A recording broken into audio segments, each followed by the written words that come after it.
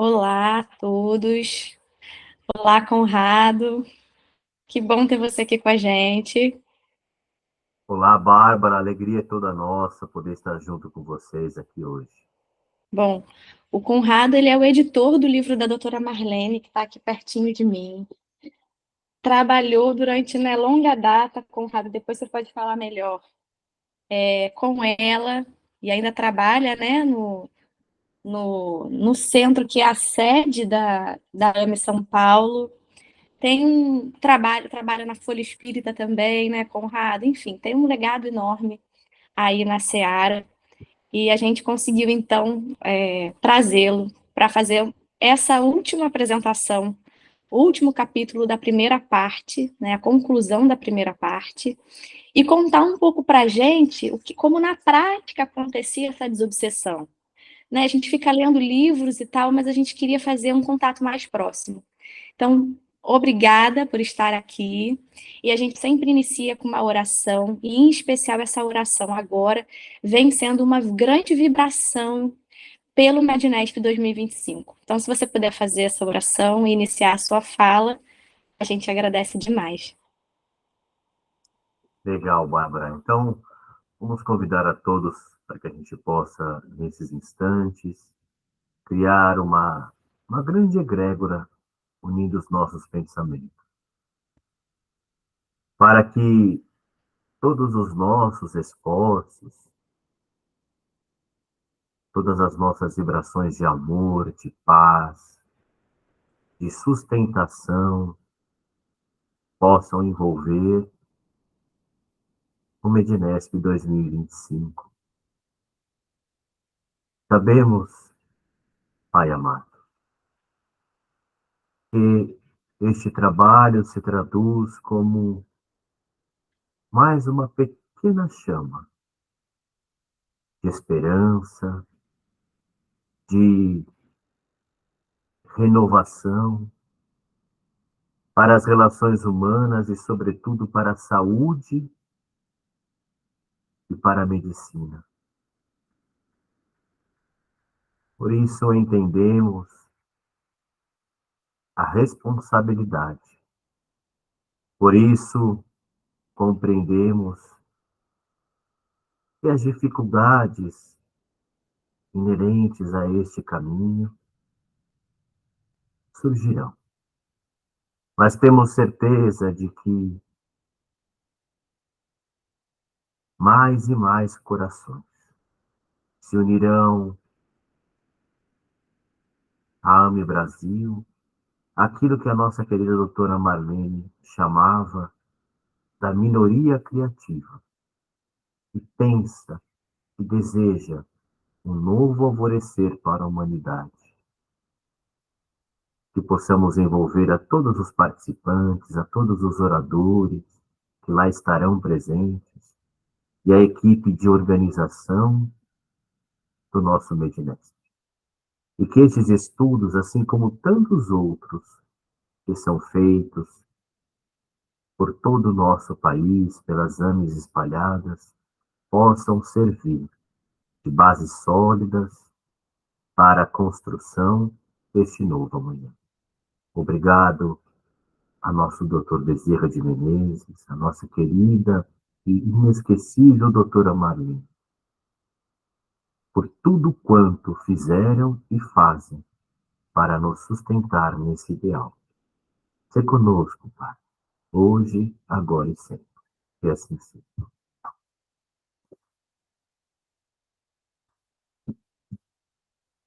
Muito bem, Bárbara. Fiquei muito feliz que vocês já avançaram aí por toda a primeira parte do livro, né?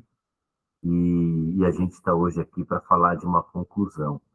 E é uma etapa que ela é importante para que a gente possa não só iniciar os estudos da segunda parte, mas também, principalmente, esse capítulo de conclusão é um grande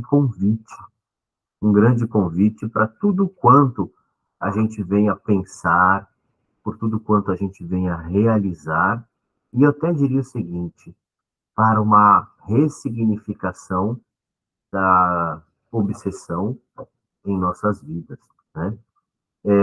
Tudo que foi estudado ao longo da primeira parte é um esforço de décadas e décadas da doutora Marlene. E o que ela quis trazer aqui para a gente? Uma maneira objetiva e prática de uma classificação e de uma grande possibilidade de compreensão das diferentes possibilidades da obsessão em nossas vidas. Eu acho que o convite que ela evidentemente resgatou na obra de André Luiz, afinal de contas, todos essas classificações foram baseadas nos relatos que foram sendo encontrados nas obras da seleção, da coleção A Vida no Mundo Espiritual de André Luiz. Elas falam muito com a gente. Eu sempre costumo dizer que estudar André Luiz não deve ser um estudo meramente do conteúdo, talvez ali da narrativa, do romance, ou até mesmo quando a gente adentra, como a gente vê em inúmeros estudos que são realizados, no conteúdo mais científico. Mas estudar André Luiz significa termos a chance de identificar, ainda encarnados, o que podemos fazer das nossas vidas para as nossas conquistas espirituais. Eu sempre tento achar nos personagens ali de André Luiz nós mesmos, né? Nós somos pessoas, nós somos pessoas como André Luiz, né? Talvez a gente possa dizer o seguinte, que quando despertarmos no mundo espiritual, a nossa consciência, por tudo quanto a gente vem lutando, por tudo quanto a gente vem estudando, esteja um pouco mais desperta para as questões da espiritualidade. Mas sabe, Bárbara, uma coisa que eu sempre penso será que a gente vai conseguir fazer jus a todo esse despertar na prática, né? Porque numa das conversas sobre a própria reencarnação de André Luiz, que provavelmente esteja seguindo conosco, isso está descrito no livro Meus Pedaços do Espelho, da doutora Marlene, ela diz que André Luiz reencarnaria para colocar em prática tudo quanto ele teve acesso no mundo espiritual. Nós sabemos que André Luiz teve uma encarnação, a sua última encarnação, bastante profícua no campo do conhecimento, no campo da ciência. E o seu despertar no mundo espiritual, ele não é à toa. Ali já tínhamos um espírito preparado, inclusive a doutora Marlene o chama de o Paulo de Tarso da espiritualidade. Aquele espírito com um potencial tão grande, mas que estava, de certa forma, ou adormecido ou polarizado para uma outra direção. Mas quando ele compreende, e isso é tão bonito, a gente vê ali mais ou menos a partir, talvez, da primeira atividade que ele faz de fato, colocando a mão na massa, que isso acontece ali em Obreiros da Vida Eterna, a terceira obra da coleção, a gente vê que quando ele decidiu que isso seria o seu objetivo, enquanto lá no plano espiritual estivesse, ele não olhou para trás. Mas a gente percebe aquela luta dele ali em nosso lar, aquela adaptação necessária, Mensageiros, talvez um grande chacoalhão, a gente pode ver Mensageiros agora aqui no nosso lar 2, né? E também Mensageiros, que a gente vê no nosso lar 2 no filme, também é uma grande oportunidade da gente se pautar, né? Se todo este preparo, se toda esta informação que nós temos acesso, se nós estamos colocando em prática, ou também se estamos desviando um pouco como aqueles personagens de Mensageiros no nosso lar 2. E em Obreiros, ele coloca a mão na massa e segue ajudando naqueles casos de desencarnação, praticando o bem e praticando um conhecimento mais profundo dessa ciência, né? E eu vejo que esse trabalho que a doutora Marlene fez ajuda muito a gente desmistificar a questão da obsessão por dois princípios, né? Primeiro, entendendo de forma clara a causa e o efeito de cada uma das obsessões que foram ali classificadas. A gente vê isso ao longo dos capítulos anteriores que vocês estudaram, e não existe, e isso é um ponto que a gente precisa trabalhar muito nas casas espíritas, não existe a figura do algoz e da vítima. Existe um processo de reajustamento necessário onde a base efetiva para isso é o trabalho, o amor e o perdão. E quando a gente passa a compreender isso, a gente passa a criar bases para a cura, né? E um ponto também que é muito relevante, que ela coloca aqui nessa segunda parte, diz respeito à própria, à própria condição de no futuro considerarmos as obsessões como causas patológicas, principalmente de quadros de adoecimento mental, né? E a gente olha com olhos muito otimistas para tudo isso, porque talvez estejamos falando de uma grande transformação da humanidade através da compreensão da realidade do espírito e dos adoecimentos mentais. Quantas pessoas, Bárbara, talvez, não pudessem ter uma vida, de certa forma, podemos dizer, produtiva, de certa forma, integrada à própria sociedade, vinculada aos seus familiares, aqueles que fazem parte do seu ciclo familiar nessa encarnação, se a compreensão do tratamento das obsessões acontecesse e eles não fossem simplesmente lançados a quadros de uma marginalização da sociedade através de quadros de doenças mentais, de certa forma, intratáveis, né? A gente olha com muitos bons olhos e nessa segunda parte, ela vem dizer para a gente que os trabalhos de pesquisa, os trabalhos de estudos devem continuar, e esse livro significou basicamente um passo inicial. Eu quero dizer também que é importante que a gente se lembre que esse livro, que foi lançado em 1997, é hoje, continua sendo hoje, o livro mais vendido da F Editora, né, a editora da Folha Espírita, e é um livro que milhares de pessoas já leram, e talvez aí a gente não consiga contar quantas casas espíritas se utilizam deste estudo como base, e esses estudos eles são fundamentais, por exemplo, não só para as reuniões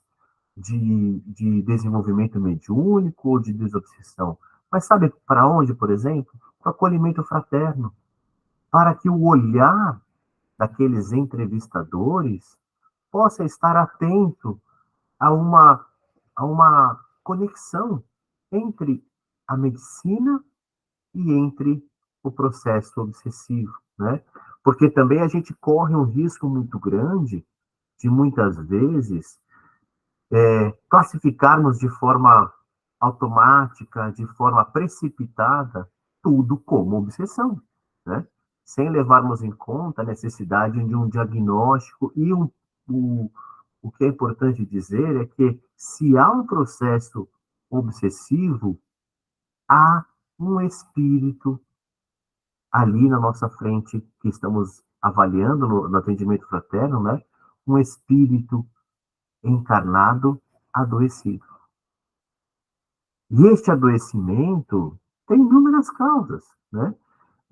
não existe a possibilidade da gente imaginar de que aquele processo pelo qual aquele nosso irmão passa se dê por um simples capricho de uma perseguição de um espírito, seja ele encarnado ou desencarnado, como nós vimos aqui, sem uma causa. Eu me lembro muito, eu não sei se eu já falei isso em alguns dos nossos papos, mas eu me lembro muito da doutora Marielle dizendo assim, muitas vezes, quando eu estou diante de uma comunicação de um obsessor numa reunião mediúnica, e eu observo aquela comunicação, eu sinceramente não sei se sinto mais pena do obsessor ou do obsediado. Por quê? Eu fico imaginando, dizia ela, né?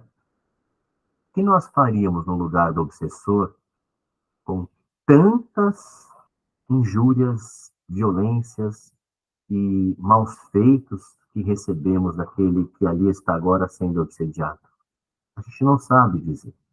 Então, esta relação deve ser uma relação de um caminhar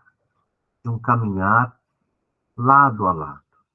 Precisamos abrir espaço na nossa vida para que a nossa visão possa ser de darmos as mãos à nossa grande comunidade da família universal, seja com espíritos encarnados e desencarnados, e através da nossa renovação, a gente seguir acolhendo, de certa forma, refazendo os caminhos com estes espíritos, tendo como base o roteiro que nós temos.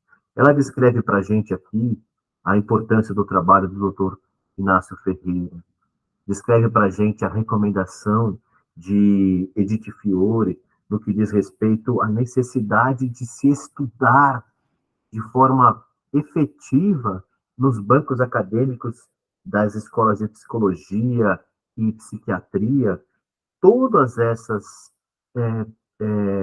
nuances da influência do papel dos espíritos em nossas vidas, né? Então, a gente está diante, e é interessante dizermos isso, né? Porque a gente percebe hoje, por exemplo, um campo que nós temos tido inúmeros avanços, que tem sido muitas vezes encabeçado aí pelo Dr. Alexander Moreira, da Universidade Federal de Juiz de Fora, do qual a gente participou agora, Bárbara, do primeiro encontro nacional de pesquisa e espiritualidade.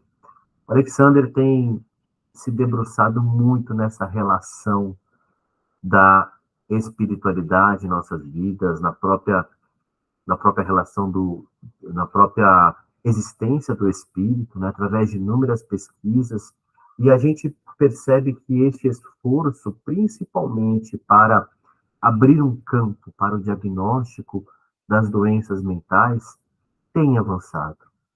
E tomara que a gente possa ver nos anos que se seguem aí, novas práticas e considerações muito mais importantes. E, por fim, ela traz para a gente aqui uma colocação muito, muito importante, que é a própria referência. Eu acho que nós devemos ter, e aí me colocaria nesse ponto, né? Como se a gente estivesse subindo um degrau aí, a gente precisa agradecer muito a ela por essa coragem de trazer para a medicina assuntos como esse, de trazer de forma organizada, de trazer com bases sólidas, e a gente vê, inclusive, em outros livros, como o próprio livro dela, Alma da Matéria, como O Clamor da Vida, ela não se deteve, Bárbara, simplesmente ao estudo da literatura espírita, ela trouxe ciência, ela dialogava com pesquisadores do mundo inteiro. Então, quando ela faz aqui a referência, o agradecimento a Chico Xavier, pelo seu intermédio que André Luiz trouxe todas essas revelações, que são revelações que podemos considerar verdadeiras divisoras divisoras de água na humanidade, né? E que com certeza ainda farão parte de muitos estudos, nós também temos que render o nosso preito de gratidão a ela, né? Dizer o quanto somos gratos por termos em nossas mãos hoje o Obsessão e suas máscaras. E, subindo essa escada, naturalmente André Luiz, rogando a ele que possa estar recebendo todas as nossas melhores vibrações de agradecimento que possam sustentá-lo na sua vida terrena. Num programa que até hoje acontece na Rádio Boa Nova, na TV Mundo Maior, né? Chamado Diálogos Médicos, que ela iniciou com a doutora Elizabeth Nicodemos, iniciou com o doutor Marco Antônio Palmieri, nos idos do ano de 1999 e 2000, e até hoje esse programa continua no ar, hoje com a doutora Silvia Bersácola, com a doutora Emily Munhoz, e a gente também participa com elas. Ela certa vez disse num programa, e a doutora Elizabeth perguntou para ela, Marlene, como será que o André Luiz se sente quando a gente vê tantas pessoas ao longo do mundo, ao longo do nosso país, até mesmo no mundo, né, estudando as suas obras, né? E ela disse, eu espero que ele receba essas vibrações e que essas vibrações possam sustentá-lo no seu caminhar, porque não é fácil, Bárbara, a gente imaginar os desafios de se colocar em prática tanta lucidez, tanto conhecimento que ele foi capaz de transcrever para a gente, né, através dos seus relatos. E não deixarmos de agradecer também a Chico Xavier, que ela faz a gratidão aqui na conclusão do livro, para que a gente possa agradecer que as horas de renúncia, de sacrifício sobre-humano, de Chico Xavier, se traduzem num novo alvorecer para a humanidade. O que seria da humanidade sem espíritos como Chico, né? Que existem inúmeros por aí, mas que abdicam da sua própria vida em favor de um propósito maior, né?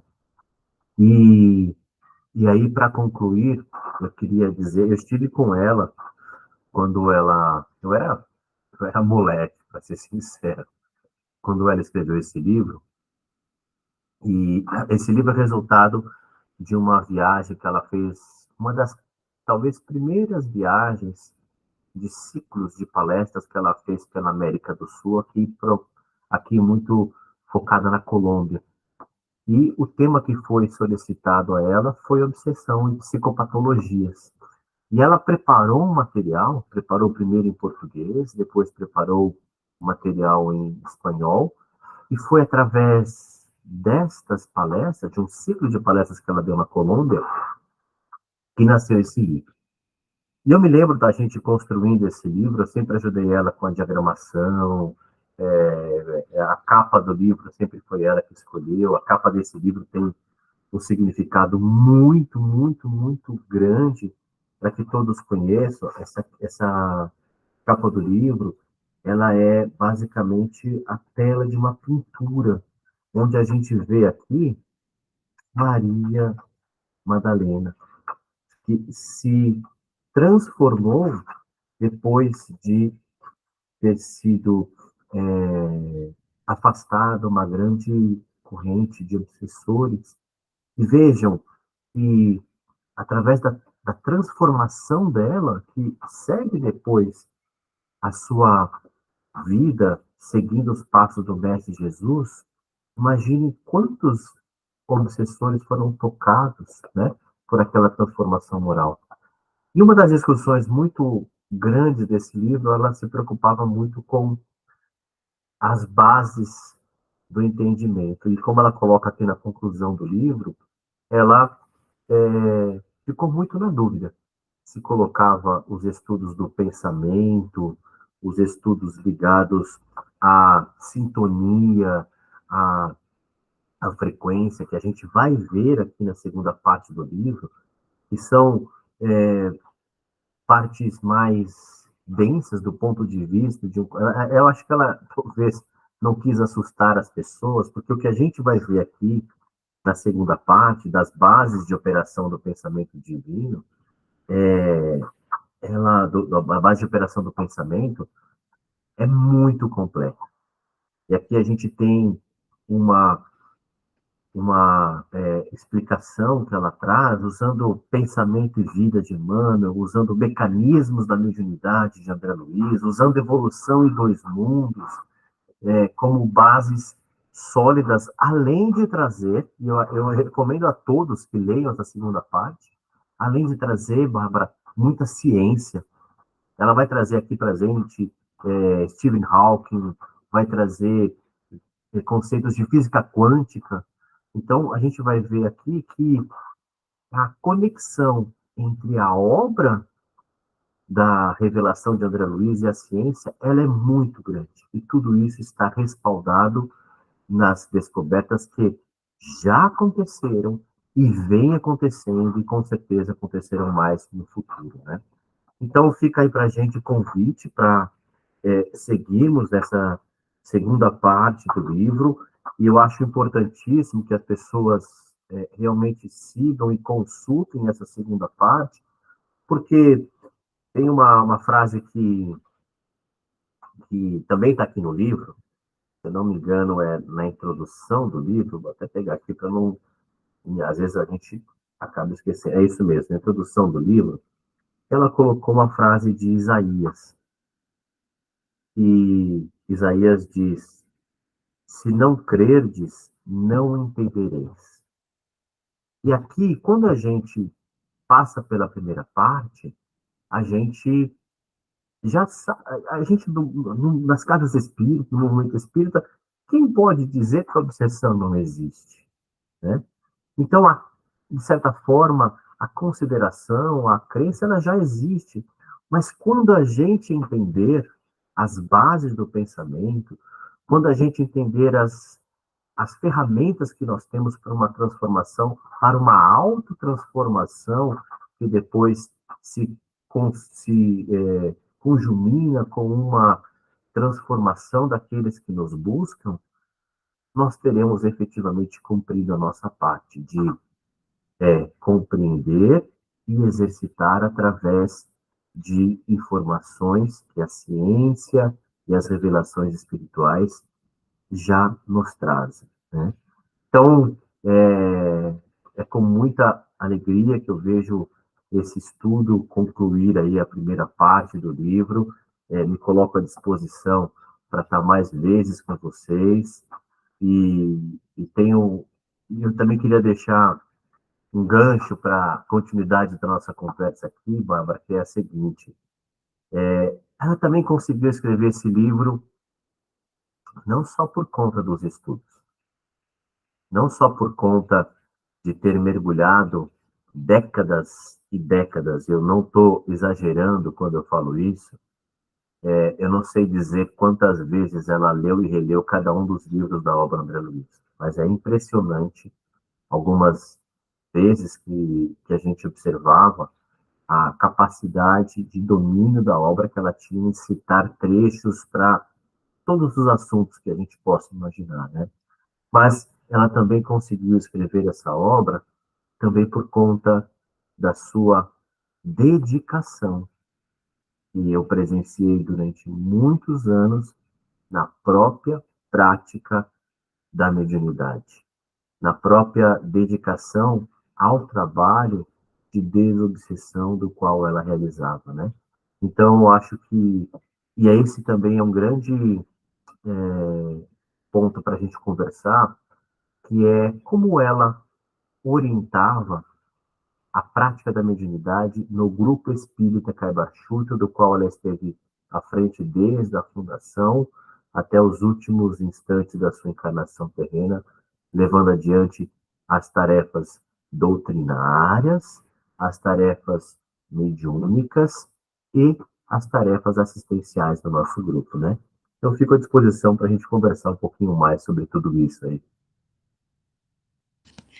Ô, Conrado, muito obrigada, viu? Obrigada por essa fala aí enriquecedora, pela gente ter essa oportunidade, né, de conversar com quem esteve pertinho da doutora Marlene, de fazer esses registros, porque somos continuadores, olha a responsabilidade, né? Continuadores dessa obra. Então, precisamos estar, né, em sintonia com o que verdadeiramente foi o legado dela. Então, muito obrigada. E é isso, a gente tem algumas perguntas para fazer, que surgiram, inclusive, ah, de pessoas que, né, mandaram perguntas, sabendo que hoje a gente vai fazer uma gravação para ser transmitido no dia da nossa aula. Então, a gente compilou essas perguntas para enriquecer essa conclusão. E uma delas é essa que você já comentou, né? Sobre como se dava na prática. Acho que antes disso é legal a gente ressaltar, né? Toda a AME, algumas AMEs elas têm uma sede própria e outras AMEs funcionam muito interligadas com uma sede que fica em uma casa espírita, né? Então, na AME São Paulo, a doutora Marlene, que era presidente da AME São Paulo, também era presidente, né, da direção do Caibar. Então, a Casa Espírita e a AME né, trabalha-se muito em proximidade. A nossa sede aqui também, da AME Carioca, também tem um trabalho muito conjunto com o Movimento de Amor ao Próximo, que é a Casa Espírita, né? E é interessante, assim, que a doutora Marlene sempre colocou, né, Conrado, de que era importante que as pessoas das AMEs pudessem estar à frente de trabalhos na casa, né, na sua sede. Às vezes a gente não consegue estar à frente de todos os trabalhos, mas essa relação com a casa espírita, né, é muito importante para que as AMEs se desenvolvam. Vê se é isso mesmo, se você tem alguma coisa a agregar sobre isso, e nos conta um pouco sobre como se dá a desobsessão, como a doutora Marlene organizou esse trabalho, a terapia, né, de desobsessão aí na casa, e enfim, é mais ou menos isso. Vamos lá, vamos começar pela sua primeira pergunta aí. Eu acho que para as tarefas da Associação Médica Espírita, é fundamental que essa integração exista, porque é como se a gente pudesse dizer que temos a oportunidade de levar conhecimento científico para dentro do movimento espírita e a AME se integrar nas tarefas, sobretudo colocando em prática aquilo que já se compreende com relação à saúde. Veja como não, não ser válido e não ser importante a integração de profissionais da área da saúde, atendendo, treinando e capacitando irmãos voluntários do acolhimento fraterno. Quantas, quantas orientações, quantas lágrimas podem ser secadas quando você leva um conhecimento da própria prática clínica e do conhecimento do que já se tem de informações das revelações científicas e o conhecimento da própria prática que nós temos hoje no Centro Espírita, o próprio avanço da saúde mental auxiliando isso. Então, acho que o Centro Espírita é uma grande oportunidade dos médicos colocarem a mão na massa. E tem uma coisa que a gente aprendeu lá nas tarefas do Grupo Espírita Caibachuto, que também é a seguinte: os médicos devem fazer parte das tarefas do Grupo Espírita. E lá, os benfeitores têm sempre repetido isso. Nós temos um trabalho que é realizado no Grupo Espírita todas as quintas-feiras, com a parte de estudos, que é feita com médicos e membros também do Grupo Espírita, mas essencialmente por médicos da AME São Paulo, que dão lá os cursos. Hoje nós estamos fazendo um curso que tem como tema Saúde e Espiritismo. Esse curso também é transmitido online pelas redes da AME São Paulo. E depois esses pacientes, esses médicos se integram aos membros da casa espírita para um trabalho de fluidoterapia, e aquilo que foi também uma das grandes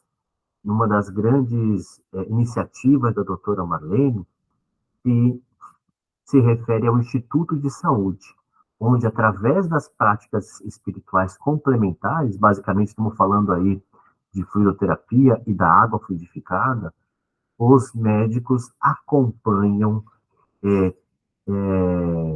fazem uma anamnese e fazem uma catalogação de casos relacionados à saúde que estão sendo atendidos ali na fluidoterapia.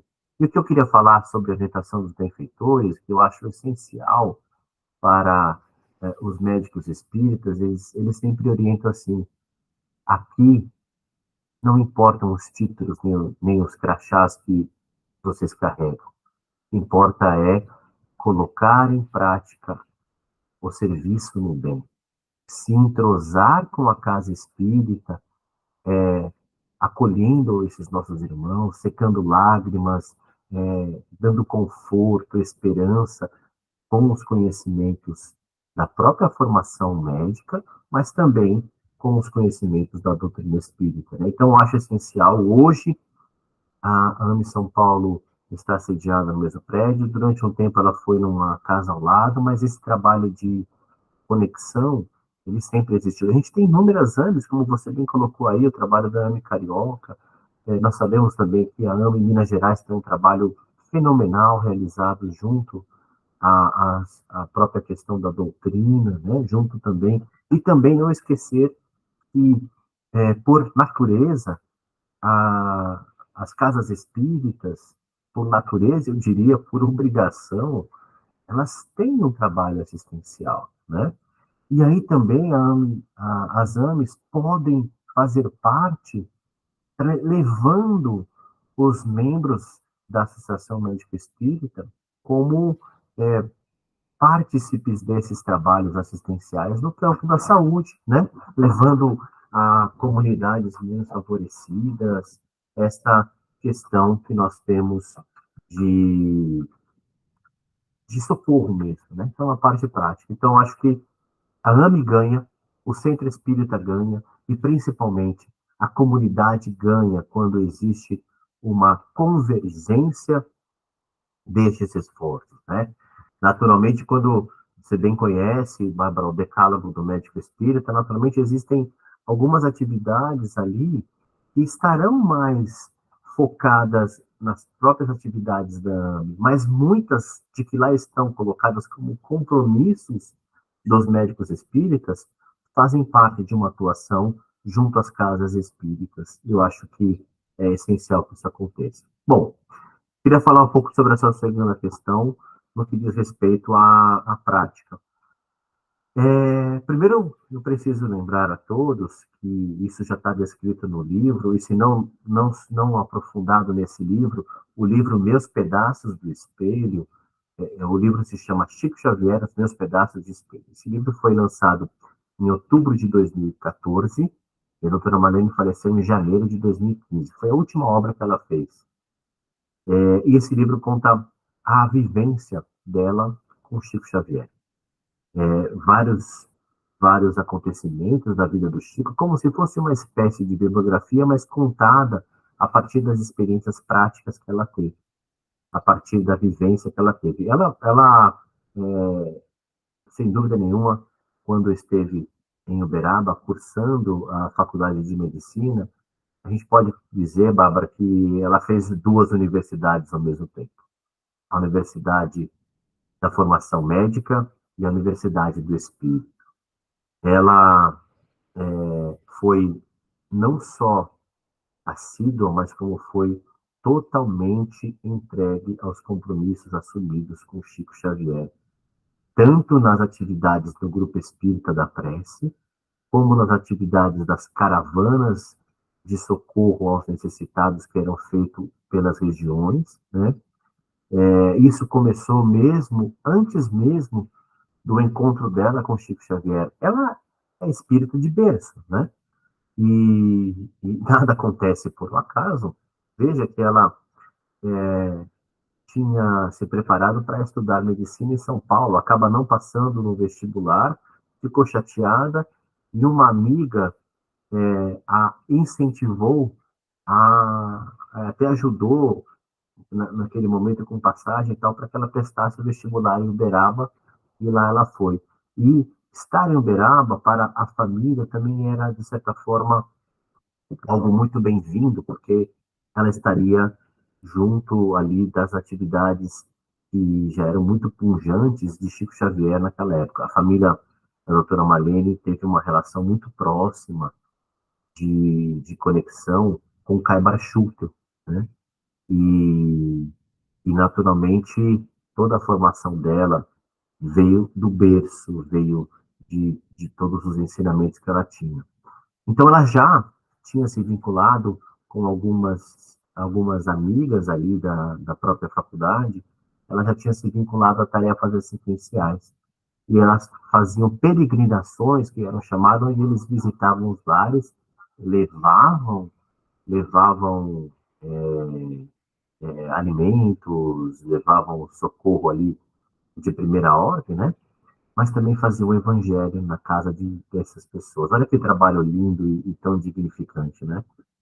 E, para encurtar a história, ela foi convidada por um colega de faculdade que apresentou ela ao Chico Xavier.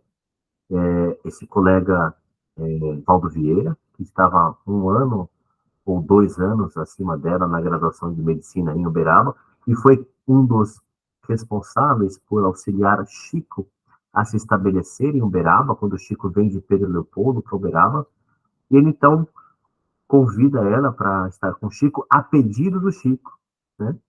E ela descreve no livro, tá logo no primeiro capítulo, algo tão maravilhoso, que ela diz que quando ela se aproxima do Chico, ele começa a descrever os hinos que eles cantavam nas peregrinações, as casas que elas visitavam, como se ele realmente demonstrasse estar ali presente junto dela nesses momentos, né? E é tão bonito porque é também um momento de, de certificação da mediunidade de Chico Xavier, né?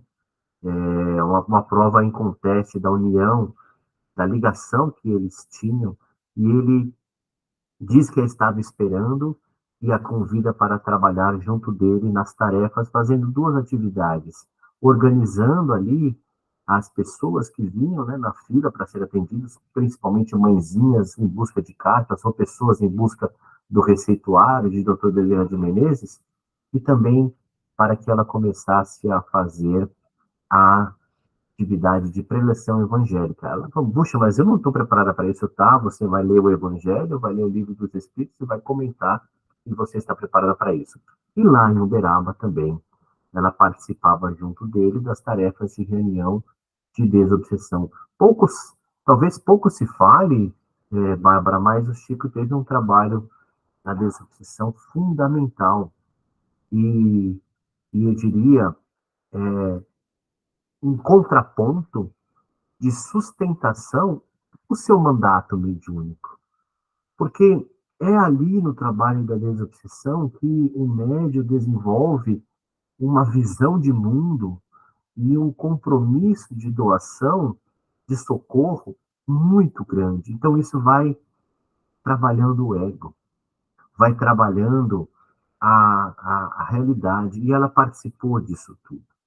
E ela implementou quando ela acaba a faculdade, ela volta para São Paulo e imediatamente ela reúne familiares próximos e diz que Chico Xavier tinha pedido para que ela fundasse um grupo espírita, que ela assumisse a presidência do grupo espírita e só saísse de lá quando desencarnasse, né?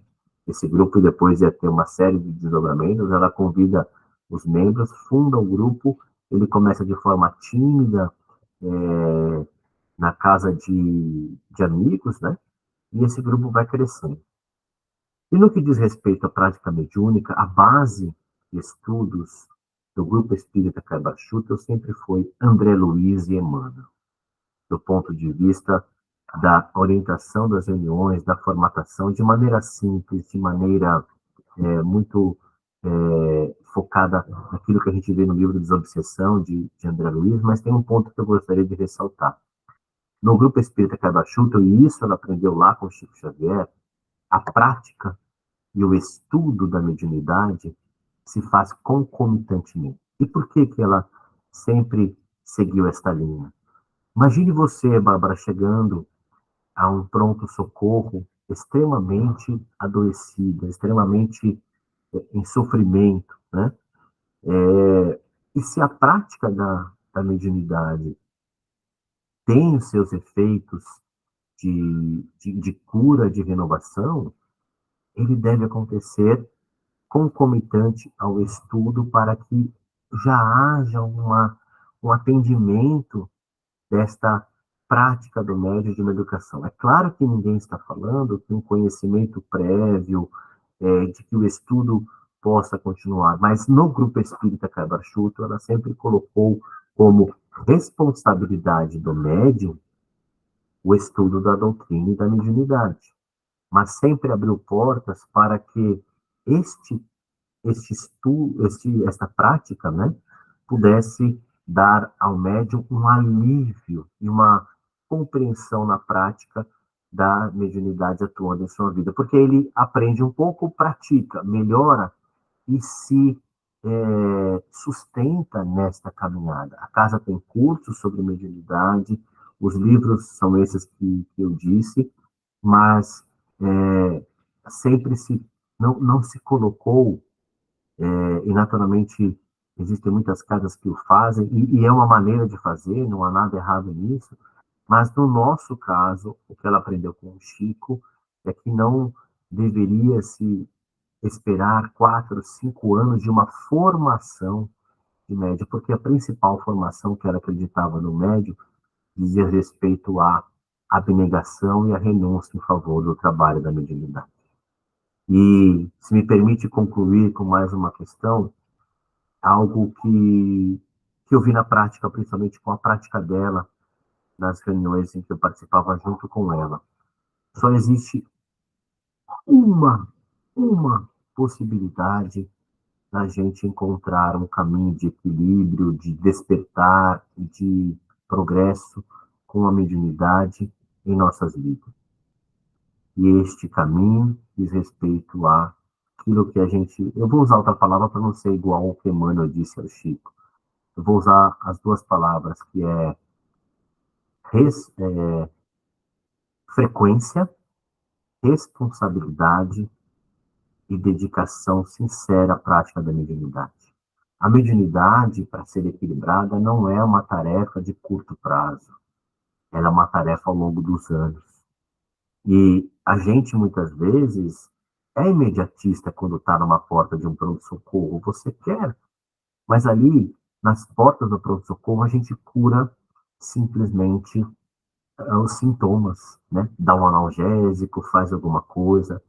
E a prática da mediunidade não é para curar sintomas, mas é para nos indicar as verdadeiras causas do espírito, do médium, daquele que se transforma através da prática sincera, da renúncia, da dedicação do seu tempo. Então, não há como imaginarmos a profilaxia do trabalho de desenvolvimento mediúnico, de desobsessão, de forma imediata. Ela é ao longo dos tempos.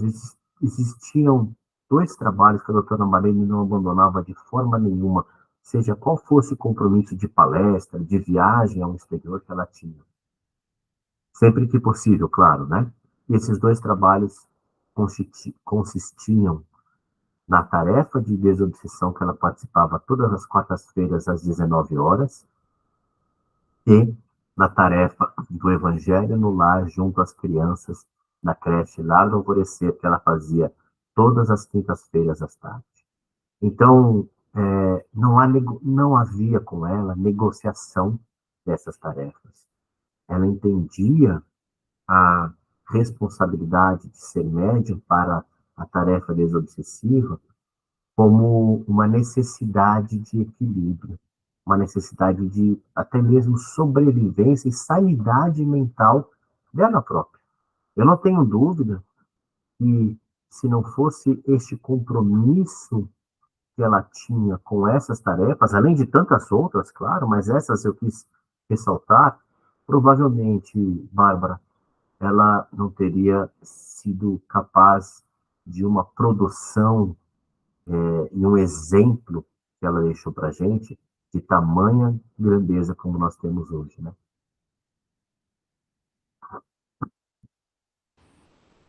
Isso é muito interessante, né, Conrado? Pensar que trabalhar na desobsessão, claro que estamos a serviço do próximo, mas é muito sobre nós mesmos, né? Sobre servir para curar-se, né? Que é o tema do Mednesp 2025. Eu queria. Nossa, é tanta pergunta, mas aí você vai falando, a gente vai entrando nas histórias e parece que some tudo da cabeça. Mensagens muito importantes, né? Eu acho que nesse sentido, então, pensando também no horário, você tinha comentado que existiam sessões voltadas à diretoria da casa, que era algo que a doutora Marlene trazia como necessidade.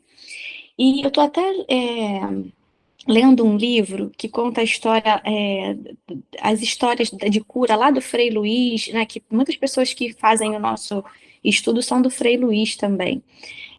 Na época do primeiro presidente, o fundador. E ele, só para fazer um, uma, uma relação, nesse livro que eu estou lendo se chama Médicos do Espaço. Conta-se, na época desse presidente, que é o Luiz da Rocha Lima, que ele fundou o que se chama hoje no Frei Luís de Antigoécia, que nada mais era do que uma, um, uma parte, né, um setor que tratava de questões relacionadas à goécia mesmo, à magia, né? E a importância de se manter protegido, a própria diretoria, os próprios espaços, nessa proteção de algo que realmente acontece, que às vezes as pessoas não falam, não têm medo de falar, né? Ou as pessoas, quando nós vamos chegando em posições de liderança, às vezes não queremos mostrar fragilidade, mas todos nós temos. Então, a gente vê um movimento também, às vezes, de uma pessoa de posições de liderança, às vezes até se trata numa casa vizinha para não mostrar vulnerabilidade na própria casa, mas é muito importante que a gente construa uma relação de eu posso contar com você e você comigo, somos todos falíveis, e crescer em conjunto. Então é muito interessante quando a gente vê essa ideia da doutora Marlene, que é praticada aí, de fazer uma sessão de obsessão com a própria diretoria, que a gente sabe que as casas espíritas sofrem muito assédio, claro, né? E a direção está muito sempre em voga, né? Então a importância disso. Conta um pouco, vê se faz sentido o que eu falei. Enfim, para quem quiser conhecer também o livro, ó, esse aqui é o livro que eu comentei, Médicos do Espaço. Tá bem? É isso. Legal, Bárbara. O que eu posso dizer com relação a esta reunião? Ah,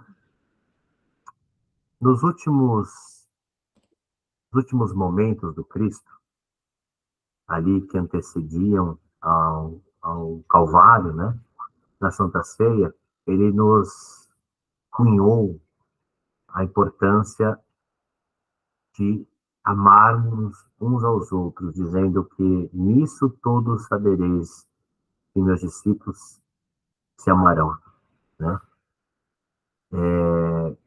E isso a gente precisa trazer para a prática da casa espírita.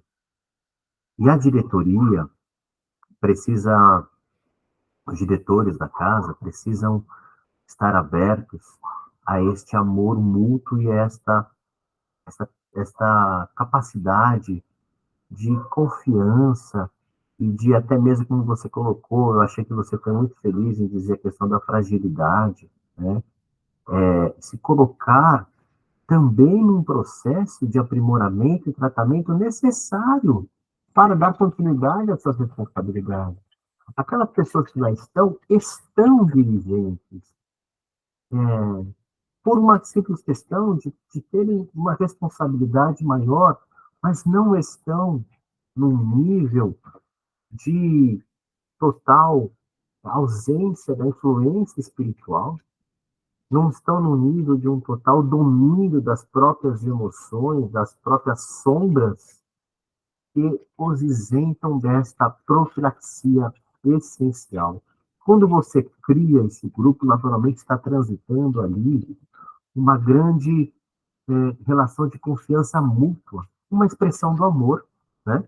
Em que aqueles que lá estão expostos e estão entregues a esse tratamento conjunto para que, através desta prática, possam se melhorar, possam vigiar os seus pensamentos, possam lutar para corrigir as suas más inclinações, que é o dever de todos os espíritas, inclusive dos dirigentes, né?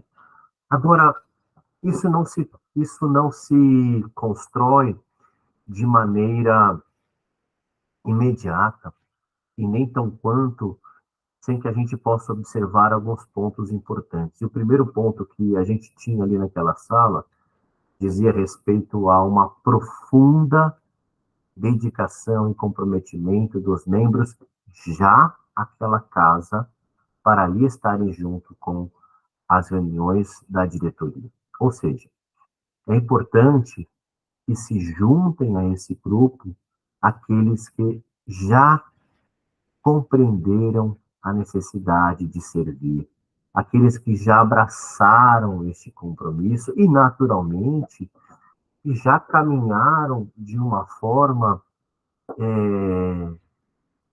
de conhecimento da própria mediunidade, já tenham participado do desenvolvimento mediúnico, já tenham uma certa canja mesmo, uma canja do ponto de vista prático disso, mas que também os dirigentes da casa nessa reunião não sejam meros espectadores, mas estejam lá para servir. Se o dirigente da casa atua como, por exemplo, esclarecedor, que ele esteja lá como esclarecedor. Se ele atua como médium psicofônico, que ele esteja lá como médium psicofônico.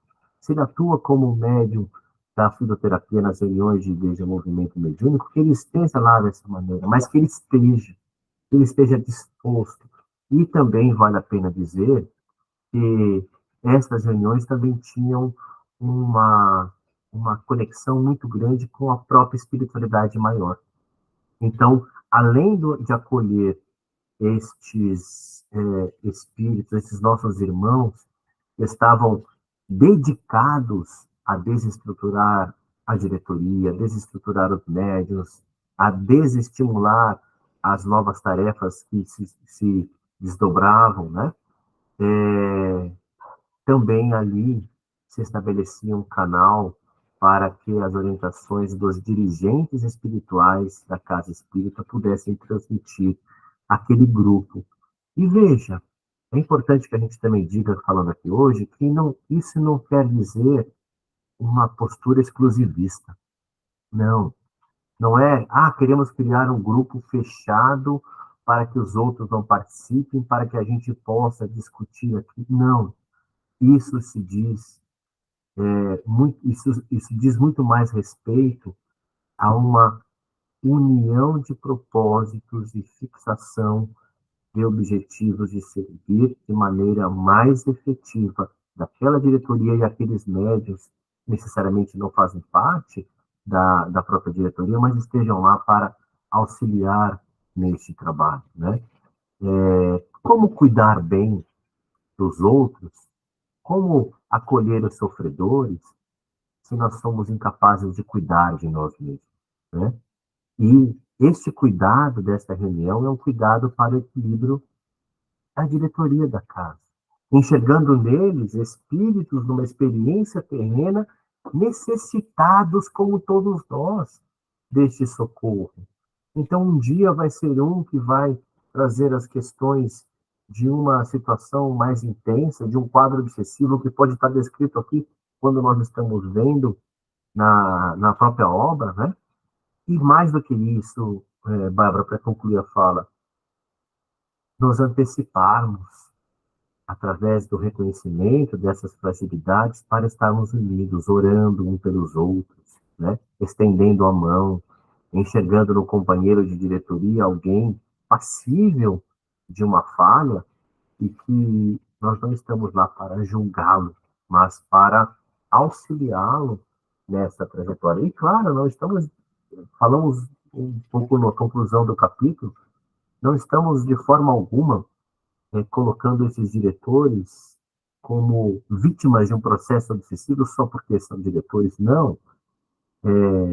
Estamos colocando-os como pessoas necessitadas de acolhimento, de dedicação, de amor e de exemplificação da doutrina para que possam vencer as suas questões íntimas em favor do trabalho em comum que todos assumiram, né?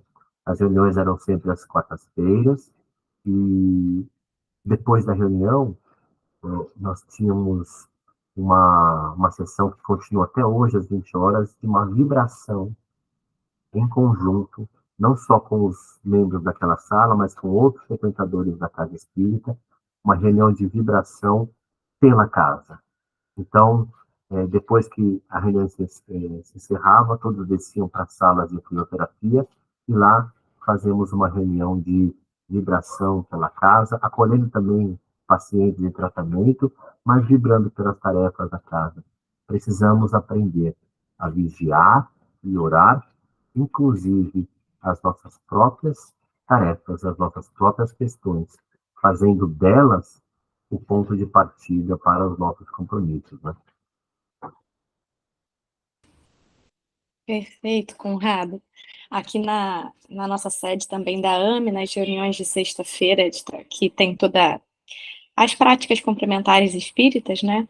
Também finalizamos assim. Os trabalhos terminam, todos se reúnem no salão para fazer uma vibração, um fechamento e uma intercessão pelos trabalhadores da casa, pela causa, né? E se diz muito isso aqui, a causa em primeiro lugar, né? Então é isso que a gente tem abnegação, como a doutora Marlene, né, trazia muito, sem abnegação e devotamento, é difícil mesmo. Precisamos seguir esse caminho. Conrado, pela hora, mas foi bom, acho que a gente conseguiu contemplar as principais perguntas. Queria te agradecer imensamente por essa troca. Acho que está sendo muito útil, a gente está construindo muito. Um legado também desse livro, particularmente falando, é que eu percebo que, às vezes, muitas obras trazidas por André Luiz, como mecanismos da mediunidade, nós conversamos sobre isso lá no encontro de pesquisa da AME Brasil, a são de difícil acesso. E aí vem obras como essa da doutora Marlene, tem uma linguagem mais simples, a, a mais pessoas, né, que conseguem fazer uma tradução. Tudo ao seu tempo. Nossa, mecanismos é muito necessário. Mas obras que têm um cunho de divulgação, de uma linguagem mais simples, também precisam surgir. Inclusive, porque a gente está vendo um cenário aí espiritualista crescente de outras religiões e práticas espirituais quererem estudar Kardec, André Luiz e Emmanuel para inserir em suas casas. E aí a gente fica muito difícil. Então, esse estudo também teve esse objetivo de trazer um diálogo simples de temas complexos, por isso vamos entrar aí na segunda parte com esse objetivo de ser simples mesmo, para que as pessoas consigam praticar, seja onde for, né? A doutrina dos espíritos, ela é universal, não está dentro de nada, né, doutor? Num livro Loucura e Obsessão, né, do Manuel Filomeno de Miranda, ele numa questão específica lá, a equipe de Dr. Bezerra estava atuando numa casa universalista, acho que era uma casa de matriz africana, e aí questionaram, vocês estão indicando a leitura de Kardec e tudo. E aí a equipe de Dr. Bezerra, que trabalhava na casa, especialmente o Dr. Bezerra, respondeu: isso aqui não é de ninguém, não é propriedade de ninguém. Esses conhecimentos vêm para a gente ler, para a gente se informar e aplicar para o nosso aprimoramento, para o aprimoramento próprio, moral, dos seus valores.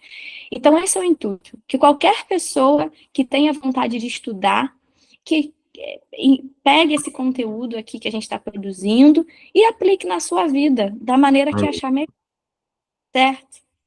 É isso Então, aí. não é, Conrado? Então, muito obrigada. E a gente vai encerrar rapidamente com uma oração. Eu posso até fazer para a gente poder finalizar, tá bom? Obrigada a todo mundo que ficou com a gente. Mestre Jesus, Maria Mãe Santíssima, toda a espiritualidade de luz, amor e bondade, que em nome de Deus, nosso Pai maior, trabalha incessantemente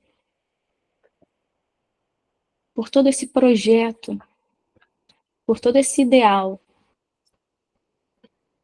nascido no coração de Deus Jesus e concretizado aqui na Terra pela doutora Marlene.